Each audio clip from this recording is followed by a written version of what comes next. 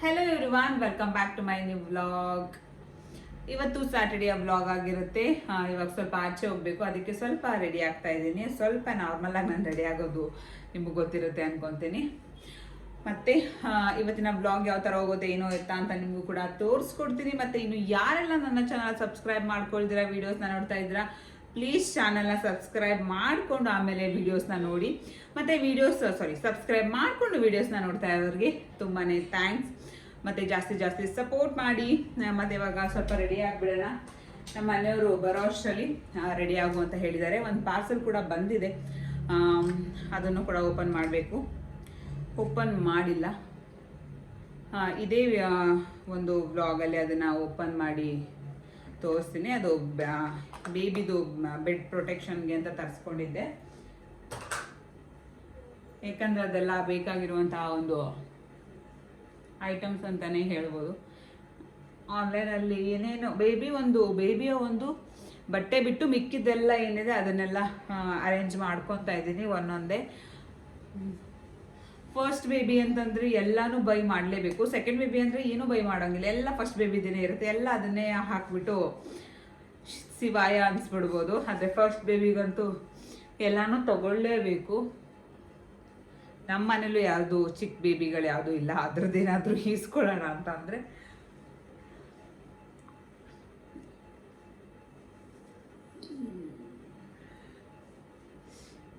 ಇಷ್ಟೇ. ನಾನೊಂದು ಫೇಸ್ಗೆ ಹಾಕೋದು, ಬೇರೆ ಇನ್ನೇನು ಹಾಕೋಕ್ಕೆ ಹೋಗೋದಿಲ್ಲ. ತಲೆ ಒಂದು ಸಿಂಪಲ್ಲಾಗಿ ಒಂದು ಜುಟ್ಟು ಹಾಕೊತೀನಿ ಅಷ್ಟೇ. ಮತ್ತು ಇವತ್ತು ವುಮೆನ್ಸ್ ಡೇ ಅಂತ ನಾವು ಆಚೆ ಹೋಗ್ತಾ ಇಲ್ಲ, ನಾರ್ಮಲಾಗಿ ಹೋಗ್ಬೇಕು ಅಂತಲೇ ಅವಾಗಿಂದ ಹೋಗ್ಬೇಕು ಅಂತ ಇದ್ದೆ. ಸೊ ಅದು ಇವತ್ತು ಹೋಗ್ತಾ ಇದ್ದೀವಿ ಊಟಕ್ಕೆ.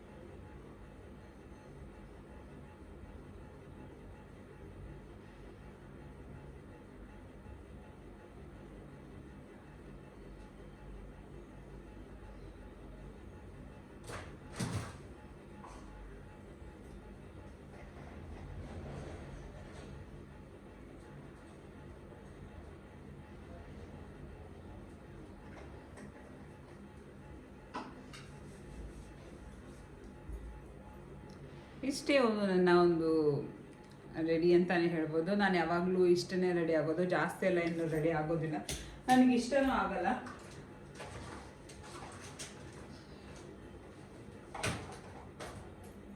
ಲಾಸ್ಟ್ ಆಚೆ ಹೋಗ್ತಾ ಇದ್ದೀನಲ್ವ, ಸೊ ಅದಕ್ಕೋಸ್ಕರ ಕಾಲು ಹಾಕೋತಾ ಇದ್ದೀನಿ.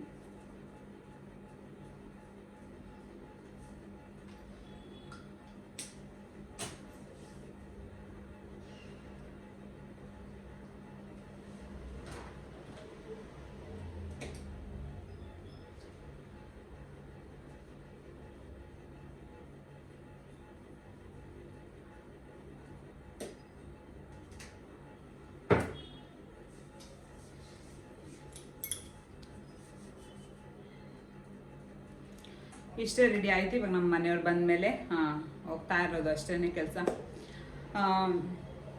ಇವತ್ತು ವುಮೆನ್ಸ್ ಡೇ.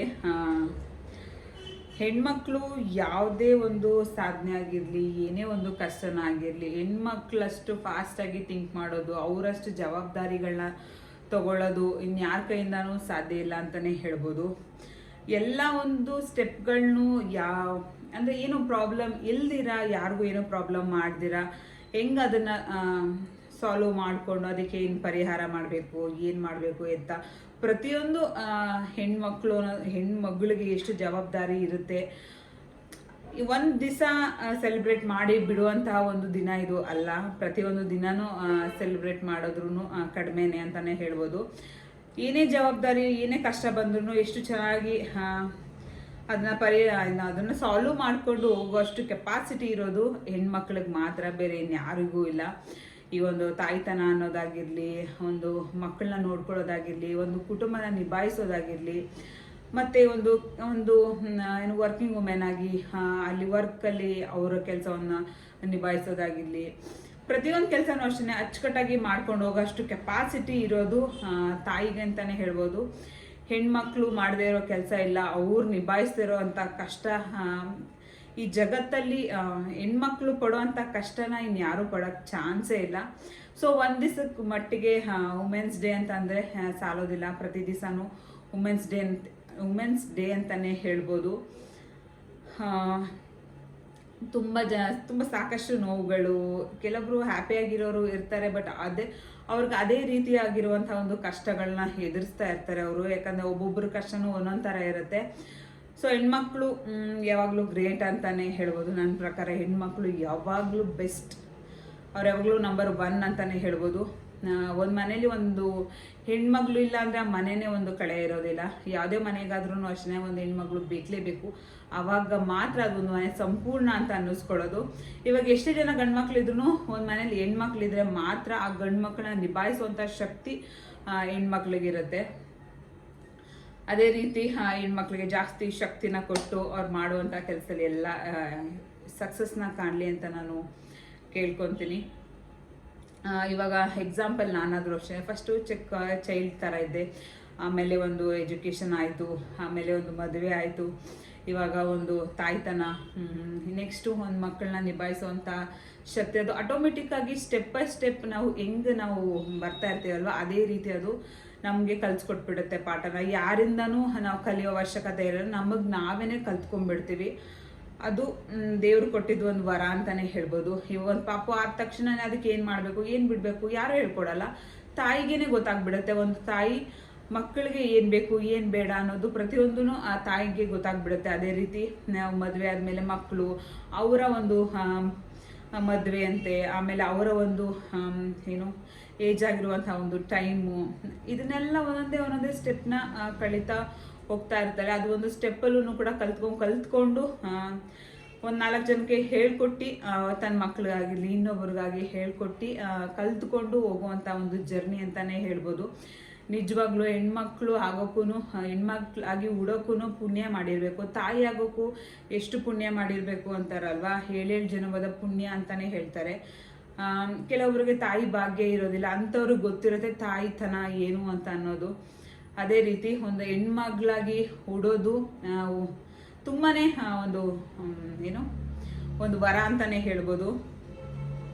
ನಮಗೆ ನಮ್ಮಮ್ಮ ಅವರಮ್ಮನಿಗೆ ಅವರಮ್ಮನೇ ಪ್ರಿನ್ಸಸ್ ಥರ. ಇವಾಗ ನಮ್ಮ ಮಕ್ಕಳಾದರೆ ಅವ್ರಿಗೆ ನಾವು ಪ್ರಿನ್ಸಸ್ ಥರ ಇರ್ತೀವಲ್ವ, ಅದಕ್ಕೆ ಯಾವಾಗಲೂ ಪ್ರಿನ್ಸಸ್ ಅಂತಂದರೆ ಯಾವಾಗಲೂ ಪ್ರಿನ್ಸಸ್ ಅಂತಲೇ ಇರುತ್ತೆ, ಯಾವಾಗಲೂ ನಂಬರ್ 1 ಇರುತ್ತೆ. ಅದು ಯಾವಾಗಲೂ ಕೆಳಗಡೆ ಬರೋಕ್ಕೆ ಚಾನ್ಸೇ ಇಲ್ಲ. ಮತ್ತು ಒನ್ಸ್ ಅಗೇನ್ ಎಲ್ಲರಿಗೂ ವುಮೆನ್ಸ್ ಡೇ ಶುಭಾಶಯಗಳು. ಎಲ್ಲರೂ ನೀವು ಅಂದ್ಕೊಂಡಿರೋ ಕೆಲಸಗಳನ್ನ ಮಾಡಿ ನಿಮ್ಮ ಫ್ಯಾಮಿಲಿಲಿ ಆರಾಮ್ಸೆ ಎಲ್ಲರಿಗೂ ಒಳ್ಳೆ ನೆಮ್ಮದಿ ಸಿಗಲಿ. ನೀವು ಅಂದ್ಕೊಂಡಿರೋದೆಲ್ಲ ಈ ವರ್ಷ ಏನೇನು ಅಂದ್ಕೊಂಡಿರ್ತೀರ, ಈ 2025 ಎಲ್ಲ ಚೆನ್ನಾಗಾಗಲಿ. ಮತ್ತು ನನಗೂ ಕೂಡ ಎಲ್ಲ ಅದು ಅಂದ್ಕೊಂಡಿರೋ ಥರ ಆಗಲಿ. ದೇವ್ರ ಹತ್ರ ಯಾವಾಗಲೂ ಕೇಳ್ಕೊತೀನಿ, ನಾನು ಅಂದ್ಕೊಂಡಿರೋ ಥರ ಆಗಲಿ. ಏನೇ ಅಂದ್ಕೊಂಡ್ರು ಯಾರಿಗೂ ಕೆಟ್ಟದ್ದಾಗದೇ ಇರೋ ಥರ ನಮಗೆ ಒಳ್ಳೇದಾಗಲಿ ಅಂತಲೇ ಕೇಳ್ಕೊಬೇಕು. ಅವರು ಕೆಟ್ಟದ್ದು ಮಾಡಿ ನಾವು ಒಳ್ಳೇದು ಮಾಡ್ಕೊಳಕ್ಕೆ ಚಾನ್ಸೇ ಇಲ್ಲ, ಯಾಕಂದರೆ ನಮ್ಗೆ ಇನ್ನೊಬ್ರು ಕೆಟ್ಟದ್ದು ಮಾಡೋರು ಇರ್ತಾರಲ್ವ. ಸೊ ಅದರಿಂದ ಬೇರೆ ಯಾರಿಗೂ ತೊಂದರೆ ಕೊಡಬಾರ್ದು, ನಮ್ಮ ಕೆಲಸನ ನಾವು ಮಾಡಿಕೊಂಡು ಆರಾಮ್ಸೆ ಇದ್ರೆ ಯಾರಿಗೂ ಏನೂ ತೊಂದರೆ ಆಗೋದಿಲ್ಲ. ಮತ್ತು ಇವತ್ತಿನ ಬ್ಲಾಗ್ನ ಸ್ಟಾರ್ಟ್ ಮಾಡೋಣ. ಇನ್ನೂ ಬಂದಿಲ್ಲ ನಮ್ಮ ಮನೆಯವ್ರು, ಇನ್ನೇನು 5-10 ಮಿನಿಟ್ಸಲ್ಲಿ ಬಂದುಬಿಡ್ತಾರೆ. ಸೊ ಏನೇನಾಗುತ್ತೆ, ಏನು ಮಾಡ್ತೀನಿ, ಏನು ತೊಗೊತೀನಿ, ಏನು ತಿಂತೀನಿ ಅನ್ನೋದೆಲ್ಲ ನಿಮಗೆ ತೋರಿಸ್ಕೊಡ್ತೀನಿ. ಓಕೆ, ವಿಡಿಯೋ ಸ್ಟಾರ್ಟ್ ಮಾಡೋಣ ಬನ್ನಿ.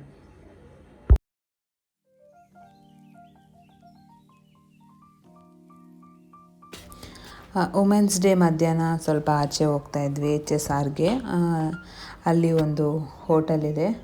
ಸೊ ಅಲ್ಲಿಗೆ ಹೋಗೋಣ ಅಂತಂದ್ಬಿಟ್ಟು ಮಧ್ಯಾಹ್ನ ಲಂಚಿಗೆ ನಾವು ಬಂದ್ವಿ. ತುಂಬಾ ಸ್ಪೆಷಲ್ ಇದೆ. ನೀವು ಯಾರಾದರೂ HSR ಕಡೆ ಹೋದಾಗ ಮುದ್ದುಹಳ್ಳಿ ಅಂತ ಒಂದು ಹೋಟೆಲ್ ಇದೆ. ಹೋಟೆಲ್ಲು ಕೂಡ ತುಂಬಾ ಚೆನ್ನಾಗಿದೆ. ಆಮೇಲೆ ತುಂಬಾ ರಶ್ ಇದೆ. ಟೇಸ್ಟ್ ವೈಸು ಕೂಡ ಅಷ್ಟೇ ತುಂಬಾ ಚೆನ್ನಾಗಿದೆ. ನನಗಂತೂ ಇಷ್ಟ ಆಯಿತು. ಡಿಫ್ರೆಂಟಾಗಿದೆ. ಮತ್ತು ಮೀಲ್ಸ್ ಎಲ್ಲ ತುಂಬಾ ಚೆನ್ನಾಗಿದೆ. ಚೆನ್ನಾಗಿ ಟೇಸ್ಟು ಚೆನ್ನಾಗಿ ಬಂತು. ನನಗೂ ಕೂಡ ಇಷ್ಟ ಆಯಿತು. ಇದು ಹಿಂದಿನ ದಿವಸದ ವ್ಲಾಗ್ ಆಗಿರುತ್ತೆ. ಬೆಳಗಿನ ಟೈಮು ಏನು ಬಿಸಿಬೇಳೆ ಬಾತನ್ನ ಮಾಡಿದ್ದೆ. ತುಂಬಾ ಚೆನ್ನಾಗಿ ಬಂದಿತ್ತು. ನಾನು ಬಿಸಿಬೇಳೆ ಬಾತ್ ಯಾವ ಥರ ಮಾಡ್ತೀನಿ ಅಂತ ಶೇರ್ ಮಾಡ್ಕೊಂಡಿದ್ದೀನಿ. ಸಪೋಸ್ ಏನಾದರೂ ಬೇಕು ಅಂತಂದರೆ ಕಾಮೆಂಟ್ ಮಾಡಿ.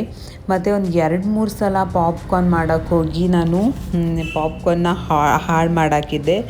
ಸರಿ ಈ ಸಲ ಮಾಡ್ಕೊಂಡು ತಿನ್ನೋಣ ಅಂತಂದ್ಬಿಟ್ಟು ಮಾಡ್ಕೊತಾಯಿದ್ದೆ. ನೋಡೋಣ ಈ ಸಲ ಯಾವ ಥರ ಬರುತ್ತೆ ಅಂತ ಅಂದ್ಬಿಟ್ಟು ಈ ಸಲ ಬಾಣಲಿನೇ ಅಂದರೆ ಯಾವಾಗಲೂ ಒಂದು ಸ್ವಲ್ಪ ಕೆಳಗಡೆ ಬೇಸು ತಿಕ್ಕಾಗಿರೋ ಥರದ್ದು ಹಾಕಬೇಕು. ಈ ಥರ ಪಾಪ್ಕಾರ್ನ್ ಏನಾದರೂ ಮಾಡಿದ್ರೆ, ಇಲ್ಲಾಂದರೆ ಸೀದೋಗೋ ಚಾನ್ಸಸ್ ಇರುತ್ತೆ. ಲಾಸ್ಟ್ ಟೈಮ್ ಕೂಡ ಹಾಗೇ ಸೀದೋಗ್ಬಿಟ್ಟಿತ್ತು. ಮತ್ತು ಇಲ್ಲಿ ಬೆಂಡೆಕಾಯಿ ಫ್ರೈನ ಮಾಡ್ಕೊತಾ ಇದ್ದೆ ಚಪಾತಿಗೆ ಅಂದ್ಬಿಟ್ಟು. ಆವತ್ತು ನೈಟು ಬೆಂಡೆಕಾಯಿ ಫ್ರೈ ಮತ್ತು ಚಪಾತಿ, ಸ್ವಲ್ಪ ಸಲಾಡ, ಮೊಸರು ಈ ಥರ ಏನಾದರೂ ತಿನ್ನೋಣ ಅಂದ್ಬಿಟ್ಟು. ಇದು ಬಾಣಲಿ ಬಂದು ತುಂಬ ಹಳೆ ಬಾಣಲಿ. ಸರಿ ಇದನ್ನು ಯೂಸ್ ಮಾಡೋಣ ಇನ್ಮೇಲೆ ಅಂದ್ಬಿಟ್ಟು ಇದನ್ನು ಯೂಸ್ ಮಾಡ್ತಾಯಿದ್ದೀನಿ. ಯಾವಾಗಲೂ ಅಷ್ಟೇ ಬೆಂಡೆಕಾಯಿ ಫ್ರೈ ಮಾಡಬೇಕಾದ್ರೆ ಲೋಳೆ ಥರ ಬರೋದು ಕಾಮನ್ ಆಗಿ ಬರ್ತಾ ಇರುತ್ತೆ. ಸೊ ಒಗ್ಗರಣೆ ಎಲ್ಲ ಹಾಕಿದ್ಮೇಲೆ ಅದಕ್ಕೆ ಹುಣಸೆ ಹುಳಿ ಬರುತ್ತೆ ನೋಡಿ, ಅದನ್ನು ಇಮಿಡಿಯೇಟ್ಲಿ ಹಿಂದ್ಗುಂಟೆ ಅದನ್ನು ಹಾಕಿದ್ರೆ ಲೋಳೆ ಥರ ಬರೋದಿಲ್ಲ, ಸ್ವಲ್ಪನೂ ಲೋಳೆ ಬರೋದಿಲ್ಲ. ನೀವು ನೋಡ್ಬೋದು, ನಾನು ಆಲ್ರೆಡಿ ಹಾಕಿ ಟೊಮೆಟೊ ಹುಳಿ ಹಾಕಿದ್ರೆ ಹುಳಿ ಅಂಶ ಬಿದ್ದರೆ ಲೋಳೆ ಬರೋದಿಲ್ಲ. ಸೊ ತುಂಬಾ ಚೆನ್ನಾಗಿ ಬರುತ್ತೆ. ನೀವು ಒಂದು ಸಲ ಬೆಂಡೆಕಾಯಿ ಫ್ರೈನ ಮಾಡಿಕೊಂಡು ಈ ಥರ ಮಾಡಿಕೊಂಡು ತಿನ್ನಿ, ಲೋಳೆ ಥರ ಬರುತ್ತೆ ಅಂತ ಅನ್ನೋರು ಇದನ್ನು ಯೂಸ್ ಮಾಡಿ. ಹುಣಸೆ ಹುಳಿ ಅಥವಾ ಇದು ಟೊಮೆಟೊನ ಹಾಕಿದ್ರೆ ಲೋಳೆ ಬರೋದಿಲ್ಲ. ಅದಾದಮೇಲೆ ಸ್ವಲ್ಪ ಚಪಾತಿನೂ ಕೂಡ ಕಲಿಸ್ಕೊತಾ ಇದ್ದೆ. ಚಪಾತಿಗೆ ಸ್ವಲ್ಪ ಸಾಲ್ಟ್ ಮತ್ತು ಕಸ್ತೂರಿ ಮೇಥಿ ಒಂದು ಸ್ವಲ್ಪ ಅರಿಶಿನ ಹಾಕ್ಕೊತಾ ಇದ್ದೆ, ಸ್ವಲ್ಪ ಡಿಫ್ರೆಂಟ್ ಟೇಸ್ಟ್ ಇರಲಿ ಅಂದ್ಬಿಟ್ಟು. ಚೆನ್ನಾಗಿರುತ್ತೆ, ಹಾಗೆ ತಿನ್ನೋಕ್ಕೂ ಕೂಡ ಚೆನ್ನಾಗಿರುತ್ತೆ. ಒಂದು ಸಲ ನೀವು ಟ್ರೈ ಮಾಡಿ.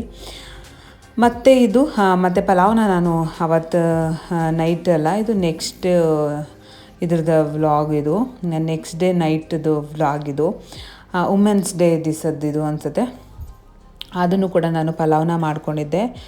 ಟೈಮ್ ಬೇರೆ ಆಗಿತ್ತು. ಸೊ ನಾನು ಸ್ವಲ್ಪ ಜಾಸ್ತಿ ಕ್ವಾಂಟಿಟಿಯಲ್ಲಿ ನಾನು ಮಾಡ್ಕೊತಾ ಇದ್ದಲ್ಲ. ಒಂದು 20 ಮಿನಿಟ್ಸಲ್ಲಿ ಮಾಡ್ಕೊಬೋದು ಪಲಾವ್. ಯಾವುದೇ ಪಲಾವ್ ಆದ್ರೂ ಅಷ್ಟೇ ನೀವು ಒಂದು ಸಲ ಟ್ರೈ ಮಾಡಿ. ನಾನು ಯಾವ ಥರ ಮಾಡಿದ್ದೀನಿ ಇದೇ ರೀತಿ ಒಂದು ಸಲ ಟ್ರೈ ಮಾಡಿ ನೋಡಿ, ನಿಮ್ಗೆ ಯಾವ ಥರ ಬರುತ್ತೆ ಏನು ಅನಿಸುತ್ತೆ ಅಂದ್ಬಿಟ್ಟು. ಫಸ್ಟಿಗೆ ನಾನು ಎಣ್ಣೆ ಸ್ವಲ್ಪ ತುಪ್ಪ ಹಾಕಿ ಎಲ್ಲ ಥರ ಸ್ಪೈಸಸ್ ಹಾಕ್ಕೊಂಡು ಈರುಳ್ಳಿ ಮತ್ತು ಎಲ್ಲ ಥರ ತರಕಾರಿಗಳು ನಿಮ್ಗೆ ಯಾವ್ದು ಇಷ್ಟ ಬರುತ್ತೆ ಎಲ್ಲ ಥರ ತರಕಾರಿಗಳನ್ನೂ ಹಾಕೊಬೋದು.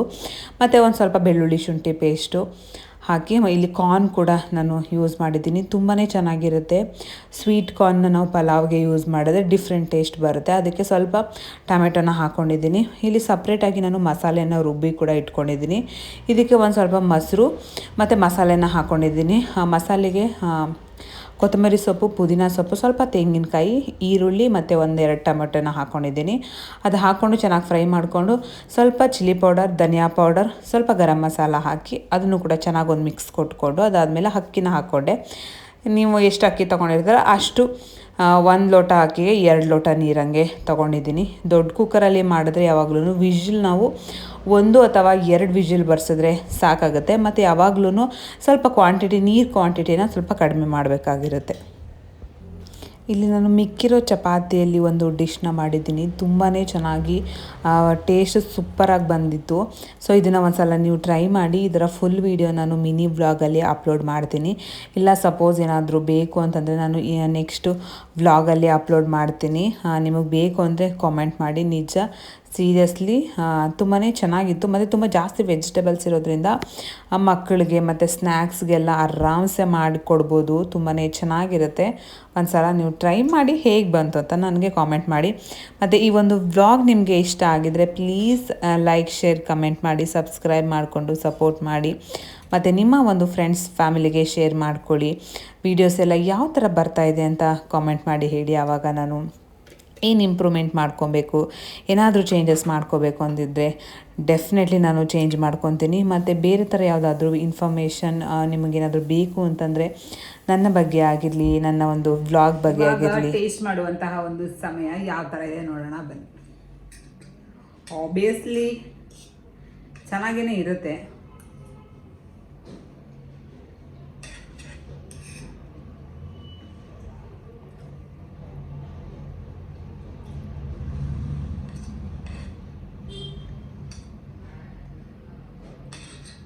ನಿಜವಾಗ್ಲೂ ತುಂಬಾ ಚೆನ್ನಾಗಿದೆ. ಇದಕ್ಕೆ ಬೇಕಂದ್ರೆ ಇನ್ನು ಎಕ್ಸ್ಟ್ರಾ ಸಾಸಸ್ಗಳನ್ನೂ ಕೂಡ ಆ್ಯಡ್ ಮಾಡ್ಕೊಬೋದು. ಬೇಡ ಅಂತಂದರೆ ಇಷ್ಟೇ ಮಾಡ್ಕೊಬೋದು. ಒಂದು ಈವ್ನಿಂಗ್ ಸ್ನ್ಯಾಕ್ಸ್ಗೆ ತುಂಬಾ ಬೆಸ್ಟ್ ಅಂತಲೇ ಹೇಳ್ಬೋದು. ಮಕ್ಳಿಗಂತೂ ತುಂಬಾ ಬೆಸ್ಟ್ ಅಂತ ಹೇಳ್ಬೋದು. ಯಾಕಂದರೆ ಎಲ್ಲ ಥರ ವೆಜಿಟೇಬಲ್ಸ್ ಇರುತ್ತೆ, ಕಾರ್ನ್ ಇರುತ್ತೆ, ಎಲ್ಲ ವೆಜಿಟೇಬಲ್ಸ್ನು ತಿಂದಂಗಾಗುತ್ತೆ. ಮತ್ತು ಆಯಿಲ್ ಕೂಡ ಕಡಿಮೆ ಇರುತ್ತೆ. ಹೆಲ್ದಿ ಫುಡ್ ಅಂತಾನೆ ಹೇಳ್ಬೋದು. ನಿಜವಾಗ್ಲೂ ಒಂದ್ಸಲ ನೀವು ಟ್ರೈ ಮಾಡಿ ಹೇಗೆ ಬಂತು ಅಂತ ಕಾಮೆಂಟ್ ಮಾಡಿ. ನಿಜವಾಗ್ಲೂ ತುಂಬಾ ಚೆನ್ನಾಗಿ ಬಂದಿದೆ. ಯಾಕಂತಂದರೆ ಇವಾಗ ಚಪಾತಿ ಇಟ್ಟಿತ್ತು ಅಂತ ಎರಡೆರಡು ಚಪಾತಿ ಮಾಡ್ಕೊಂಡೆ. ನೀವು ಮಿಕ್ಕಿರೋ ಚಪಾತಿಲೂ ಕೂಡ ಈ ಥರ ಮಾಡ್ಕೊಬೋದು. ಅಥವಾ ಇಡ್ಲಿ ಏನಾದರೂ ಇತ್ತು ಅಂದರೆ ಇಡ್ಲಿನೂ ಕೂಡ ನೀವು ಇದೇ ಥರ ಮಾಡ್ಕೊಬೋದು. ತುಂಬಾ ಟೇಸ್ಟಿಯಾಗಿರುತ್ತೆ. ಮತ್ತು ಜಾಸ್ತಿ ತರಕಾರಿಗಳನ್ನ ತಿಂದಂಗೆ ಆಗುತ್ತೆ. ಒಂದ್ಸಲ ನೀವು ಟ್ರೈ ಮಾಡಿ ಹೇಗೆ ಬಂತು ಅಂತ ಕಾಮೆಂಟ್ ಮಾಡಿ ಹೇಳಿ. ನನಗಂತೂ ತುಂಬಾ ಇಷ್ಟ ಆಯಿತು.